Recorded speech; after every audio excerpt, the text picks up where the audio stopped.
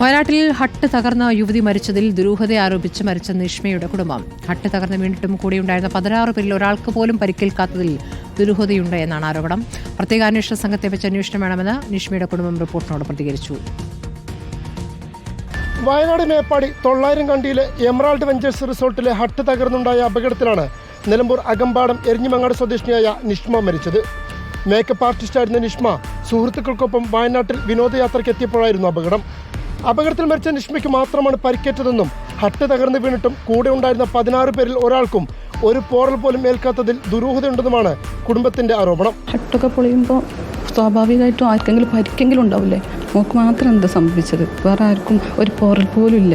Hut തകർന്ന് വീണിട്ടും നിഷ്മയുടെ ശരീരത്തിൽ ബാഹ്യ പരിക്കുകളൊന്നും ഉണ്ടായിരുന്നില്ലെന്നതും ഒരു തുള്ളി രക്തം പോലും പൊടിഞ്ഞിട്ടില്ലെന്നതിലും കുടുംബം ദുരൂഹത സംശയിക്കുന്നുണ്ട്. ഈ മരം കൊണ്ടൊക്കെ കെട്ടിയുണ്ടാക്കിയതാണ്. അത് പൊളിഞ്ഞു ചാടുമ്പോൾ എന്തായാലും മരം ഒന്നായിട്ട് ഒരേ ലെവലിൽ വന്ന് ചാടില്ല. അത് കുത്തിയും കുളഞ്ഞൊക്കെ മേറ്റ് ശരീരത്തിൽ മുറിവുകൾ ഉണ്ടാവുമല്ലോ. അങ്ങനത്തെ ഒന്നും ഉണ്ടായിട്ടില്ല. മുറിവ് എന്നല്ല, ഒരു ബ്ലഡ് പോലും പുറത്തേക്ക് വന്നിട്ടില്ല ശരീരത്തിന്. ദുരൂഹത നീക്കാൻ പ്രത്യേക സംഘത്തെ വെച്ച് അന്വേഷണം വേണമെന്നാണ് കുടുംബത്തിന്റെ ആവശ്യം. സംഭവത്തിൽ കുടുംബം മുഖ്യമന്ത്രിക്കും DGPക്കും പരാതി നൽകും. റിപ്പോർട്ടർ, മലപ്പുറം.